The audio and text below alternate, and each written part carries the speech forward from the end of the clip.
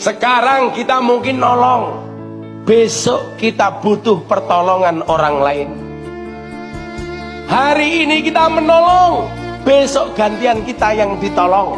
Atau sebaliknya, hari ini kita yang ditolong, besok gantian kita menolong orang lain. Itulah maksud dari sabda Nabi, wallahu fi aunil abdi ma kana al abdu fi auni akhi.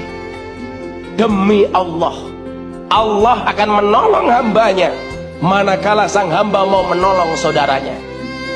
Kenapa kita harus menolong dan ditolong?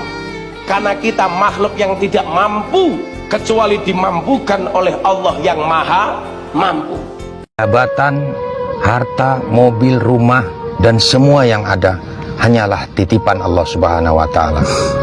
Tapi kita tidak pernah bertanya, mengapa dan untuk apa Allah titipkan itu kepada kita. Lalu kalau bukan milik kita, apa yang seharusnya kita lakukan untuk pemiliknya? Kenapa kita justru merasa berat ketika itu semuanya diambil oleh pemiliknya dengan mengatakan ini sebuah musibah, ini sebuah ujian, dan ini sebuah malapetaka, seolah-olah untuk melukiskan bahwa itu semuanya adalah derita. Kerap kali kita mengatur Allah untuk menitipkan ini dan itu. Bahkan ibadah kita jadikan jual beli untuk menarik kenikmatan dunia kita dan menolak kemiskinan.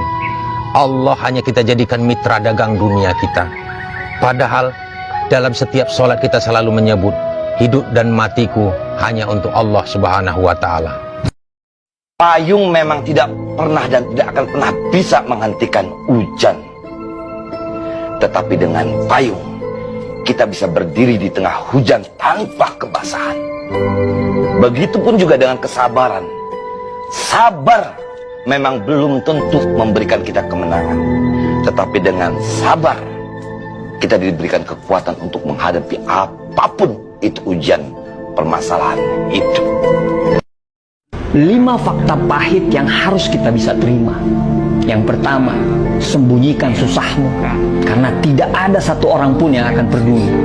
Yang kedua, jangan pernah menggantungkan hidupmu pada seseorang, karena bayanganmu pun akan meninggalkan kamu pada saat ke-8 malam. Yang ketiga, menjadi baik, pemaaf, penolong adalah sebuah keharusan, tapi jangan sampai berlebihan. Jangan sampai kita dimanfaatkan oleh orang lain karena kebaikan itu. Yang keempat, jika tidak ada kesetiaan, jangan peduli dengan yang namanya cinta. Dan yang kelima, jika kita ingin menjadi orang baik, duduklah di meja yang besar dan habiskan waktu kita untuk belajar dari orang-orang sukses dan pintar. Sebaik apapun dirimu, sebanyak apapun kamu melakukan kebaikan, tetap saja akan ada yang membencimu tanpa alasan. Bukan berarti kamu tidak baik. Itulah yang namanya hidup. Tetaplah berbuat kebaikan, karena kebaikan itu akan kembali lagi kepadamu. Sebaik apapun dirimu, sebanyak apapun kamu melakukan kebaikan, tetap saja akan ada yang membencimu tanpa alasan. Bukan berarti kamu tidak baik.